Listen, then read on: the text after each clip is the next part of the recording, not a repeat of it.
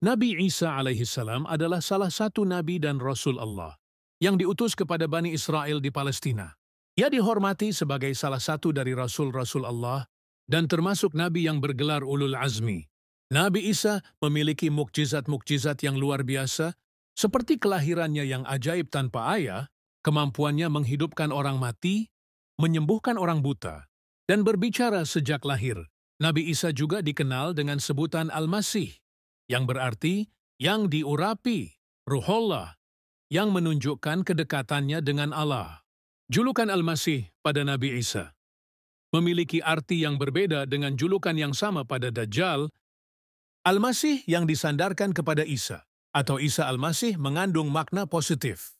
Sedangkan Al-Masih yang disandarkan kepada Dajjal, atau Al-Masih Ad-Dajjal mengandung makna negatif. Al-Masih secara bahasa berasal dari kata masaha yamsahu mashan, yang artinya mengusap, menghapus atau pergi. Kata Al-Masih juga memiliki ragam makna jika dikaitkan dengan kalimat lainnya. Kata Al-Masih sendiri berasal dari bahasa Ibrani, artinya adalah berkah, yakni keberkahan yang diberikan kepada para nabi. Di kalangan Ahlul Kitab, sudah mengenal akan datang Al-Masih dari kalangan mereka, dan berkeyakinan bahwa Al-Masih akan mengembalikan kekuasaan di bumi ini yang telah hilang. Oleh sebab itu, setelah lahir Nabi Isa yang diberi gelar Al-Masih, mereka beriman dan berkeyakinan bahwa orang inilah yang diberitakan oleh para nabi sebelumnya. Isa dijuluki Al-Masih karena Allah mengangkatnya ke langit dan menyerupakan wajah seseorang dengan wajahnya, hal ini untuk menyelamatkan Isa dari orang-orang kafir. Adapun kata Al-Masih dikaitkan dengan Ad-Dajjal, artinya sifat yang buruk. Demikian menurut pendapat Abu Ubaidah. Kata Dajjal itu sendiri memiliki arti menarik, menyerat, pendusta, pemalsu atau seorang yang buta matanya. Jika ada dua kata digabung, Al-Masih Ad-Dajjal berarti seorang pendusta atau pembohong. Sehingga suatu saat akan ada orang yang mengaku Al-Masih seperti Al-Masih Isa, tetapi berperilaku buruk seperti Dajjal. Kisah Nabi Isa dimulai dengan kelahirannya yang ajaib, di mana ia dilahirkan oleh Maryam tanpa hubungan manusiawi. Ia tumbuh menjadi seorang nabi dan rasul yang mengajarkan tauhid, kepercayaan kepada satu Allah kepada Bani Israel. Kelahiran Nabi Isa alaihissalam.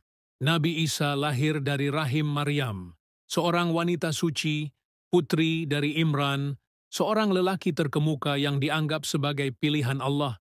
Maryam tumbuh dalam lingkungan suci dan saleh, dan dia diasuh oleh pamannya, Nabi Zakaria, yang juga seorang nabi. Pada suatu hari, Maryam mendapatkan kunjungan yang luar biasa dari malaikat Jibril, utusan Allah. Malaikat Jibril membawa kabar gembira bahwa Maryam akan melahirkan seorang putra yang akan diberi nama Isa. Kabar ini membuat Maryam heran karena dia belum pernah bersentuhan dengan seorang laki-laki, dan kehamilan ini adalah mukjizat langsung dari Allah Subhanahu wa Ta'ala. Malaikat Jibril menjelaskan bahwa kelahiran Isa adalah bagian dari kehendak Allah yang menciptakan segala sesuatu dengan kalimat kun fayakun. Jadi, maka jadilah. Maryam menerima kabar ini dengan pasrah dan berlindung kepada Allah dari setan yang ingin mempengaruhi pikirannya. Ketika tiba saatnya melahirkan, Maryam merasakan sakit yang hebat. Allah memberinya kemudahan dengan menurunkan buah kurma segar dari pohon kurma yang berada di sekitarnya. Allah juga mengalirkan air sungai yang tiba-tiba mengalir di bawahnya. Maryam diberi makan dan minum oleh Allah secara ajaib di saat yang tepat. Akhirnya, Maryam melahirkan Nabi Isa dengan ajaib di bawah pohon kurma. Bayi tersebut adalah tanda kebesaran Allah dan mukjizat yang besar dalam ajaran Islam. Kelahiran Nabi Isa adalah salah satu momen paling luar biasa dalam sejarah Islam dan menunjukkan bahwa segala sesuatu adalah mungkin dengan kehendak Allah yang Maha Kuasa. Maryam melahirkan Nabi Isa di Baitul Laham, sebuah kota yang terletak sekitar 9,5 kilometer di selatan Yerusalem. Ketika Nabi Isa lahir, Bani Israel sedang dijajah oleh bangsa Romawi. Menurut para ahli sejarah, Nabi Isa lahir sekitar tahun 6 sampai 4 sebelum Masehi. Mukjizat Nabi Isa alaihissalam. Nabi Isa alaihissalam memiliki beberapa mukjizat yang luar biasa yang diberikan oleh Allah sebagai bukti kebenaran risalahnya. Berikut adalah cerita tentang beberapa mukjizat Nabi Isa secara lengkap. Satu, berbicara sejak bayi. Ketika Maryam kembali ke kaumnya dengan bayi Isa, mereka menuduhnya melakukan perbuatan zina. Maryam, dalam keheningan, menunjuk kepada bayinya. Yang luar biasa, bayi Isa mulai berbicara dan berkata, "Sesungguhnya aku adalah hamba Allah. Dia memberiku Alkitab, dan dia menjadikanku seorang nabi." Dua, menghidupkan orang mati. Salah satu mukjizat paling mengagumkan yang dilakukan oleh Nabi Isa adalah menghidupkan orang mati dengan izin Allah. Kisah yang paling terkenal adalah ketika Isa menghidupkan Lazaro yang sudah meninggal selama 4 hari. Dengan doa dan izin Allah, Isa mengembalikan Lazaro kepada kehidupan, membuat banyak orang menjadi saksi kebesaran Allah. Setiap nabi pasti membawa mukjizat sebagai bukti kenabiannya. Tak terkecuali Nabi Isa alaihissalam yang terkenal dengan salah satu mukjizatnya bisa menghidupkan orang yang sudah mati. Dalam tafsir Ats-Tsabari, Ibnu Abbas mengisahkan, pada suatu ketika, orang-orang Hawari berkata kepada Nabi Isa bin Maryam, "Seandainya engkau mampu membangkitkan seorang laki-laki yang pernah menyaksikan bahtera Nabi Nuh, tentu ia bisa bercerita kepada kami tentangnya." Kemudian, Nabi Isa alaihissalam pun pergi bersama mereka hingga sampailah di sebuah gundukan tanah. Kemudian Nabi Isa mengambil segenggam tanah darinya, seraya berkata, "Apakah kalian tahu segenggam tanah ini?" Mereka menjawab, "Allah dan Rasul-Nya lebih mengetahui." Nabi menerangkan, "Ini adalah Ka'ab bin Nur." Nabi Isa lantas memukul gundukan tanah tadi dengan tongkatnya, sambil berkata, "Bangunlah atas izin Allah." Tiba-tiba Ham bin Nuh bangkit, sambil menggoyang-goyangkan tanah yang ada di kepalanya yang sudah beruban. Kemudian Nabi Isa bertanya kepadanya, "Apakah seperti itu keadaanmu saat meninggal?" Ia menjawab, "Tidak. Saat meninggal dunia, justru aku masih muda. Namun, aku mengira sekarang ini kiamat. Karenanya, aku sudah beruban." Nabi Isa lalu berkata lagi kepadanya, "Sekarang berceritalah engkau kepada kami tentang Bahtera Nur." Ham pun kemudian bercerita, "Panjang Bahtera Nuh sebidu 200 hasta dan lebarnya 600 hasta. Ia terdiri dari 3 lantai. Lantai pertama berisi hewan peliharaan dan hewan liar, lantai kedua manusia, dan lantai ketiga burung. Tatkala kotoran hewan peliharaan sudah mulai banyak, Allah kemudian mengilhami Nuh untuk menggelitik ekor gajah. Setelah ia menggelitiknya, tiba-tiba keluar darinya seekor babi jantan dan babi betina. Sepasang babi itu kemudian menyapu bersih kotoran-kotoran tersebut. Tak lama kemudian masalah lain datang. Beberapa ekor tikus muncul menggerogoti tali-tali kapal. Allah akhirnya kembali mengilhami Nuh untuk memukul bagian di antara 2 mata singa. Tiba-tiba keluar dari lubang hidungnya seekor kucing jantan dan kucing betina. Kedua kucing itulah yang memangsa tikus-tikus tersebut. Nabi Isa juga bertanya kepada Ham, "Bagaimana Nuh mengetahui negeri-negeri yang sudah tenggelam?"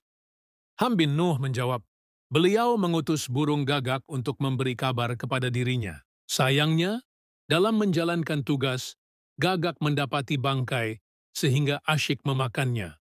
Nabi Nuh berdoa agar gagak dihantui ketakutan. Akibat rasa takutnya itu, gagak tidak senang memiliki sarang. Untuk menjalankan tugas yang sama, Nabi Nuh kini mengutus burung merpati. Berbeda dengan gagak, merpati mengemban tugasnya dengan baik. Ia pulang membawa daun zaitun di paruhnya dan tanah liat di kedua kakinya. Dari 2 benda itu, Nabi Nuh bisa mengetahui daerah mana saja yang masih terendam dan mana daerah yang kering. Sebagai bentuk penghargaan, Nabi Nuh memberikan kalung warna kehijauan di leher merpati. Tak lupa ia mendoakan agar merpati menjadi burung yang jinak dan tidak membahayakan. Berkat doa sang Nabi, merpati menjadi burung yang senang dengan kandang. Orang-orang Hawari berkata lagi kepada Isa, "Wahai utusan Allah, bisakah kita membawa Ham ini kepada keluarga kami, supaya bisa duduk dengan kami dan berbincang dengan kami?" Nabi Isa menjawab, "Bagaimana bisa orang yang sudah tak diberi rezeki kehidupan bisa ikut kepada kalian?" Kemudian, Nabi Isa berkata kepada Ham, "Kembalilah engkau atas izin Allah." Saat itu pula, Ham kembali menjadi tanah. 3. Menyembuhkan orang buta dan penyakit kusta. Nabi Isa juga diberikan kemampuan oleh Allah untuk menyembuhkan orang buta sejak lahir dan orang yang menderita penyakit kusta dengan menyentuhnya. Ia juga bisa menyembuhkan orang sakit lainnya dengan doa dan izin Allah. Mukjizat ini menunjukkan kekuatan dan kemurahan Allah. Allah berfirman, "Ingatlah ketika engkau menyembuhkan orang yang buta sejak lahir dan orang yang berpenyakit kusta dengan seizinku." Al-Quran, Surah Al-Maidah, ayat 110. Semua itu dilakukan Nabi Isa alaihissalam di hadapannya, yang salah satu hikmahnya tak lain adalah membuktikan kebenaran dari Allah, bahwa ia adalah Nabi dan Rasulnya yang diutus kepada kaum Bani Israel. 4. Membentuk burung dari tanah. Muhammad ibn Ishaq meriwayatkan, Allah menciptakan sejumlah perkara melalui tangan Isa alaihissalam. Hal itu dilakukan untuk menunjukkan kuasanya dalam membangkitkan makhluk setelah kematian, serta menciptakan makhluk sesuai dengan kehendaknya dari sesuatu yang terlihat maupun yang tidak. Maka melalui Isa alaihissalam meniup tanah yang ada di tangannya, tanah itu menjadi burung dan hidup atas izin Allah. Hal itu dilakukan di hadapan kaumnya. Setelah hidup burung itu terbang hingga tak lagi terlihat. Setelah tak terlihat, burung tersebut kembali mati. Hikmahnya untuk membedakan mana ciptaan Allah dan mana ciptaan makhluk. Mukjizat itu dilansir dalam Al-Quran, Surah Al-Maidah ayat 110, yang artinya, "Ingatlah ketika engkau membentuk dari tanah sesuatu seperti bentuk burung dengan seizinku, kemudian engkau meniupnya, lalu menjadi seekor burung yang sebenarnya dengan seizinku." 5. Turun makanan dari langit. Pada suatu ketika, Nabi Isa alaihissalam juga pernah diminta para pengikutnya untuk menurunkan hidangan dari langit. Demikian permohonan mereka sebagaimana yang dikisahkan dalam Al-Quran, yang artinya, ingatlah ketika para pengikut setia Isa berkata, "Wahai Isa putra Maryam, sanggupkah Tuhanmu menurunkan hidangan dari langit kepada kami?" Isa menjawab, "Bertakwalah kepada Allah jika kamu orang-orang beriman." Mereka mengaku ingin hidangan itu agar hati mereka tenteram, serta lebih yakin akan kebenaran sang Nabi. Kemudian Nabi alaihissalam pun berdoa, seraya memohon sebuah hidangan yang turun langsung dari langit. Allah pun berfirman, "Sesungguhnya aku akan menurunkannya hidangan itu kepadamu." Namun turunnya hidangan itu disertai peringatan, siapa yang kufur di antara mereka setelahnya, maka Allah akan mengazab mereka dengan azab yang tidak pernah Allah timpakan kepada siapapun sebelum mereka. Surah Al-Maidah ayat 113-115. 6. Mengetahui hal-hal gaib. Nabi Isa juga memiliki pengetahuan tentang hal-hal gaib yang diberikan oleh Allah. Ia bisa mengetahui apa yang dimakan dan disimpan oleh orang-orang di rumah mereka, menunjukkan pengetahuannya yang mendalam. Selain itu, ia juga memiliki pengetahuan tentang peristiwa-peristiwa pada hari kiamat, yang menggambarkan keilmuannya sebagai Nabi. Mukjizat-mukjizat ini adalah bukti kebenaran risalah Nabi Isa dan kekuatan Allah yang luar biasa. Juga menunjukkan pentingnya keimanan, tawakal kepada Allah, dan peran Nabi Isa dalam mengajarkan tauhid kepercayaan kepada satu yakni Allah kepada Bani Israel. Perjalanan dakwah Nabi Isa dan tentangan dari Bani Israel. Nabi Isa diangkat sebagai Nabi dan Rasul Allah Subhanahu wa Ta'ala pada usia 30 tahun. Tugas utamanya adalah untuk berdakwah kepada Bani Israel yang tinggal di Palestina. Selain itu, ia juga diberi tugas untuk membenarkan kitab Taurat yang telah diturunkan kepada Nabi Musa sebelumnya. Selain mengoreksi penyelewengan yang telah terjadi dalam ajaran Taurat, Nabi Isa juga membawa kitab baru yang disebut Injil. Injil berisi petunjuk, cahaya, dan hukum-hukum bagi orang-orang yang bertakwa. Nabi Isa mengajak Bani Israel untuk menyembah Allah semata dan meninggalkan penyembahan terhadap berhala, dosa, serta kesesatan. Ia menyerukan kepatuhan kepada Allah dan mengkritik tindakan para ahli Taurat dan pemimpin agama Bani Israel yang telah merubah dan menyelewengkan ajaran Taurat sesuai dengan kepentingan pribadi mereka. Nabi Isa tidak berdakwah sendirian. Ia memiliki 12 sahabat setia yang disebut Hawariyun, para pembantu. Para sahabat ini adalah orang-orang yang percaya kepada risalah Nabi Isa dan dengan tulus membantunya dalam menyebarkan agama Allah. Meskipun Nabi Isa membawa ajaran yang benar dan mukjizat yang menakjubkan, tidak semua Bani Israel mau menerima dakwahnya. Sebagian besar dari mereka menolak dan bahkan memusuhi Nabi Isa. Mereka mencoba membunuhnya karena merasa iri dan benci terhadap mukjizat-mukjizat yang dia tunjukkan. Mereka juga mempertanyakan kelahirannya yang ajaib tanpa ayah, dan sebagian dari mereka menganggapnya sebagai anak haram, atau bahkan sebagai anak Tuhan, suatu pemahaman yang bertentangan dengan ajaran Tauhid. Perjalanan dakwah Nabi Isa alaihissalam adalah contoh yang menggambarkan tantangan dan perjuangan seorang Nabi dalam menyampaikan ajaran Tauhid, kebenaran kepada masyarakat, yang kadangkala keras kepala dan terbelenggu oleh kesesatan. Meskipun menghadapi berbagai rintangan dan bahaya, Nabi Isa tetap setia pada tugasnya sebagai Nabi dan Rasul Allah. Diangkatnya Nabi Isa alaihissalam karena permusuhan Bani Israel terhadap Nabi Isa semakin menjadi-jadi, maka Allah berkehendak untuk mengangkat Nabi Isa ke langit agar terhindar dari pembunuhan mereka. Allah membuat salah seorang sahabat Nabi Isa yang bernama Yudas Iskariot diserupakan dengan wajah Nabi Isa, sehingga ia ditangkap oleh tentara Romawi atas laporan para pemimpin agama Bani Israel. Yudas Iskariot kemudian disalib oleh tentara Romawi sebagai hukuman atas tuduhan bahwa ia adalah Al-Masih yang diklaim sebagai Raja Bani Israel yang memberontak terhadap pemerintahan Romawi. Namun, sesungguhnya mereka tidak membunuh atau menyalib Nabi Isa, tetapi orang yang diserupakan dengannya. Sedangkan Nabi Isa sendiri telah diangkat oleh Allah ke langit dalam keadaan hidup. Hal itu telah dijelaskan dalam Al-Quran Surat An-Nisa ayat 105, 7-158, di mana Allah berfirman, yang artinya, "Dan karena ucapan mereka, sesungguhnya kami telah membunuh Al-Masih, Isa putra Maryam, Rasul Allah. Padahal mereka tidak membunuhnya dan tidak pula menyalibnya. Tetapi yang mereka bunuh adalah orang yang diserupakan dengan Isa. Sesungguhnya mereka yang berselisih pendapat tentang pembunuhan Isa selalu dalam keraguan-raguan tentang yang dibunuh itu. Mereka benar-benar tidak tahu siapa sebenarnya yang dibunuh itu, melainkan mengikuti persangkaan belaka. Jadi mereka tidak yakin telah membunuhnya, tetapi Allah telah mengangkat Isa ke hadiratnya. Allah Maha Perkasa, lagi Maha Bijaksana." Quran Surah An-Nisa 157-158. Lalu siapakah Yudas Iskariot? Pandangan Islam terhadap Yudas Iskariot termaktub dalam Al-Quran Surah An-Nisa ayat 157-158. Sisi lain, dalam Bible dijelaskan bahwa dari 12 orang murid utama Isa, ada seorang yang telah berkhianat dengan cara menjual informasi mengenai keberadaan Isa terhadap para ahli Taurat dan orang-orang Romawi. Murid tersebut diyakini bernama Yahudza al-Sakharyuti atau Yudas Iskariot. Yudas digambarkan memiliki rencana yang jahat terhadap Isa Al-Masih. Setelah acara jamuan makan malam Al-Maidah selesai, dengan membocorkan rahasia keberadaan sang nabi kepada musuh-musuhnya, sehingga mereka melakukan penyerbuan terhadap persembunyian Isa Al-Masih. Namun sesuai dengan janji Allah, bahwa rencana yang jahat tidak akan menimpa selain kepada orang yang sudah membuat rencana itu sendiri, begitu pula halnya dengan diri Isa Al-Masih.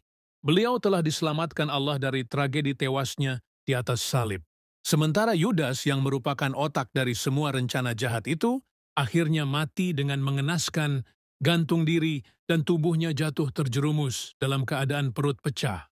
Demikianlah kiranya Allah telah menentukan keputusannya untuk memberikan hukuman terhadap orang yang telah merencanakan hal yang keji atas diri nabinya dengan azab yang pedih. Allah berfirman, "Dan adalah aku menjadi penjaga atas mereka selama aku ada pada mereka. Maka tatkala engkau mewafatkan aku, adalah engkau menjadi pengurus mereka, dan sungguh engkau menyaksikan segala sesuatu. Jika engkau menyiksa mereka, maka sesungguhnya mereka itu hamba-hambamu, dan jika engkau mengampuni mereka, maka sungguh engkaulah maha kuasa dan bijaksana." Quran Surah Al-Maidah, ayat 117 hingga 118. Sahabat khazanah Islami yang dirahmati Allah, demikianlah pembahasan kita tentang kisah Nabi Isa alaihissalam secara singkat. Semoga video ini bermanfaat dan semakin menambah keimanan kita. Jangan lupa bantu channel ini dengan menekan tombol loncengnya, like, subscribe, dan share, agar channel ini lebih berkembang, sekaligus sahabat telah membantu mengurangi beban pemerintah dalam mengurangi angka pengangguran di negeri ini. Terima kasih dan sampai jumpa di video berikutnya. Wassalamualaikum warahmatullahi wabarakatuh.